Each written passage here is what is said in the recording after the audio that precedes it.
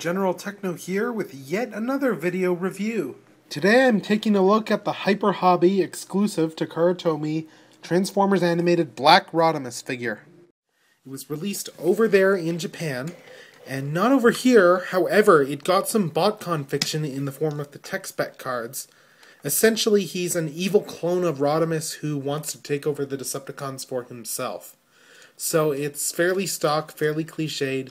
But hey, it's a really nice black, purple, and red windowed Rodimus, as inspired by the Shattered Glass colors on the BotCon 08 set, I believe it was.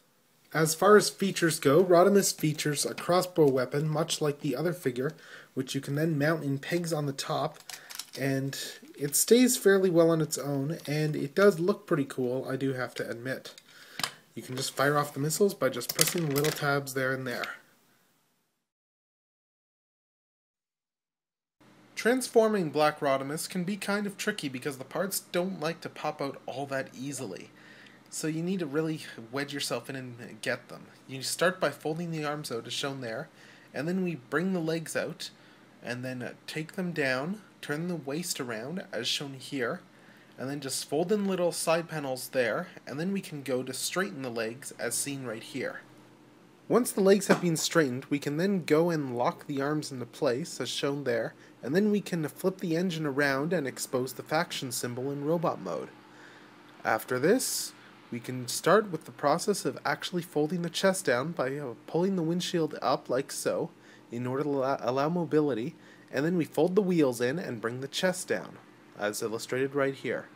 We then fold the windshield back up to lock it into place, and after this, it's just a matter of straightening out the arms on this figure.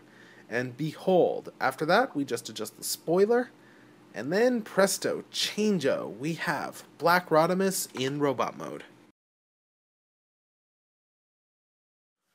In robot mode, Black Rodimus continues his predominant purple and black color scheme with quite a bit of gray and some silver highlights thrown in, as well as the red back here. He's got the full range of motion as the original mode had, with the shoulders that move here. He's got ball joints at the elbows right here. He has hands on ball joints, and they can also bend inwards and outwards there. And down here, he has a opposable waist, as well as ball jointed hips, and a fairly good knee joint, and ball jointed ankles. So, as a result, you can actually get him in a lot of different poses, and you can do a lot of things with him. In terms of light piping, it's the standard red light piping. However, it's not the greatest, I've noticed, and I think that's more just because of the fact that he's got fairly dark red plastic blocking the head right here. And the little light piping on his head really limits the amount of light that you can get through these. So he sort of has dead eyes as a result.